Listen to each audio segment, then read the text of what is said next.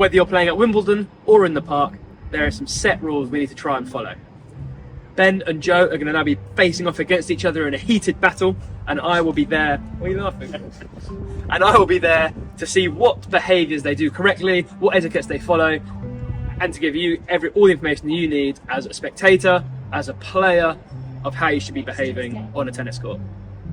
So one of the most important things you have to do when you arrive to play tennis is make sure you don't ruin someone else's game. So you can see Ben and Joe are in the middle of playing here, so I'm just going to wait at the gate for them to finish their point. It's out, and then I'm going to ask, do you mind if I cross over? Oh, yeah, sure. So make sure both players know I stop, make sure my gate's closed, and I want to cross this as quickly as I can. I don't have to go to the net, I don't have to go right to the back. As long as both players have stopped, I can get across onto my court, ready to play, interrupting them as little as possible. So if I'm playing on the court, next somebody and my ball rolls across, I can't run onto it, I need to wait.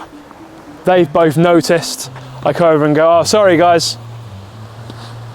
They'll pass me the ball back, I don't need to run over and get it off them. I've got it back, I can get back on my court, ready to play. So really simple rule, that this is kind of a safety thing as well. Even if they didn't notice, that's actually fine to interrupt their point and be, oh guys, sorry, there's a ball behind you, you might trip over, which is why, even though it was down Ben's end, Joe was the one who saw it first, so he said stop to Ben, and you just obviously just replay the point. So if you ever get the pleasure to sit and watch a tennis match, so obviously I'm getting to see Joe and Ben play here, it's important that you mind your own business. Well, you go, oh guys, that was out there. Do you want to leave us to it?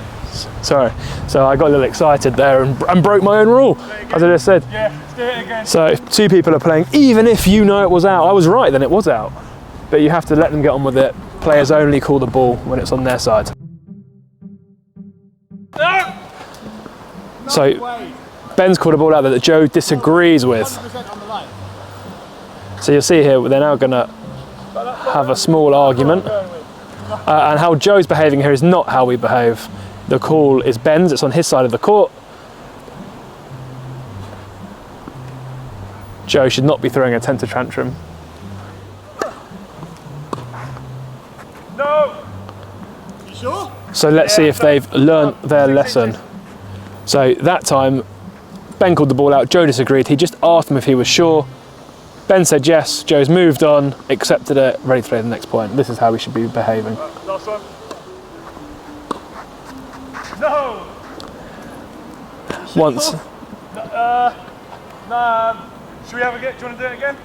Yeah, okay, let's do it again. So this time, Ben's called the ball out, Joe's challenged, asked if Ben was sure. Ben said, actually, I wasn't fully sure, I wasn't 100% sure, so they've agreed to replay the point. This is the correct way of dealing with uncertainty over a line call.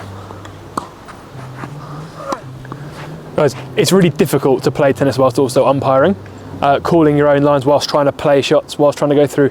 You've got a whole course here of how to play and tactics whilst also trying to keep score. So people argue about mistakes, it's really difficult. Professional line judges at Wimbledon, all they've got to do is stare at a line and they get it wrong, they still have Hawkeye.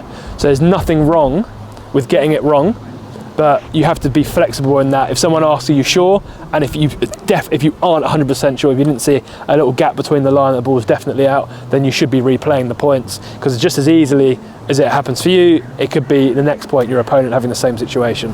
So you can always agree to replay if you're not sure, but you have to accept that for both players, it's a difficult skill. People argue about mistakes. It doesn't mean they're cheating, doesn't mean they are doing it on purpose. Chances are most of the time they've just got it wrong because it's a hard thing to do.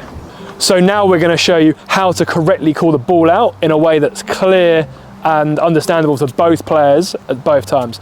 So Ben's about to start this point. Let's see what happens.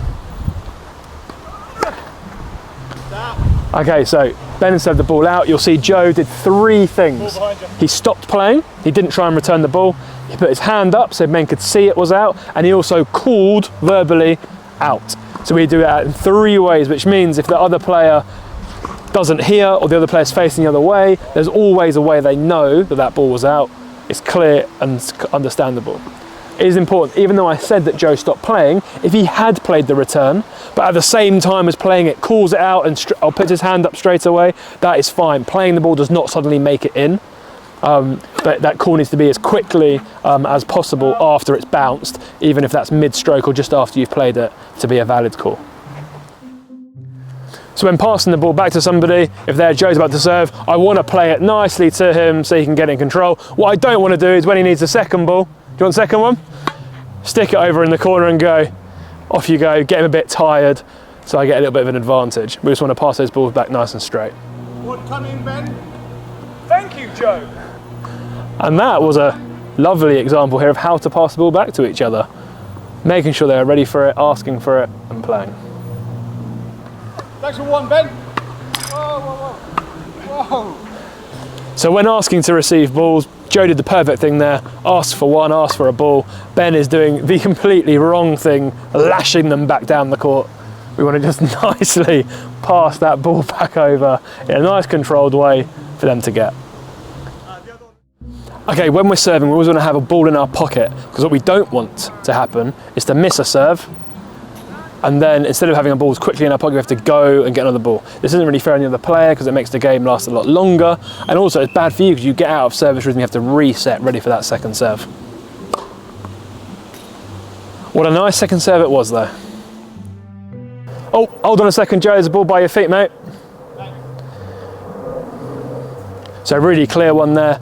Bit of a safety issue, ball by a server's foot, or even if that happens during a rally, if a ball rolls over and is near them, it's my job as the opponent at the other end to be able to stop it and say, sorry Joe mate, take that again because we don't want you to roll your ankle.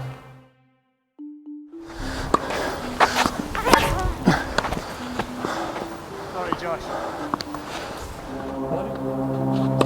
Come on! Yes! Yes! So this is probably an over-the-top reaction, especially because Joe's been the player who made the mistake. It's all well and good celebrating winners and positive actions, but when your opponent just missed the ball, it isn't correct or isn't the right way to behave, to be celebrating in a way like Ben just did. When it comes to celebrating, cheering, being happy with yourself, we've got to stick to a few simple concepts.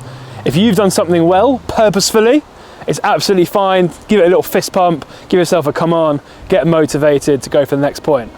However, if you've maybe played a miss hit, a double hit, had a let cord that's just dropped over, then that isn't really right to start celebrating. If in actual fact it should be the opposite, saying, really sorry to your opponent, didn't mean that, it is my point, but I didn't try, it wasn't an intentional thing to do.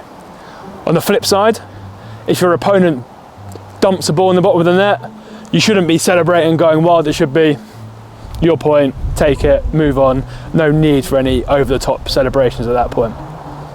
Tennis is a sport, it's competitive, and one of the challenges of tennis is that we self-umpire until a very high level. So we're always going to have some issues when we're on the court, as we just saw there between Ben and Joe. As long as we maintain fair play, respect of each other, and that we're trying our best and trying our hardest to win, you're going to be most of the way there.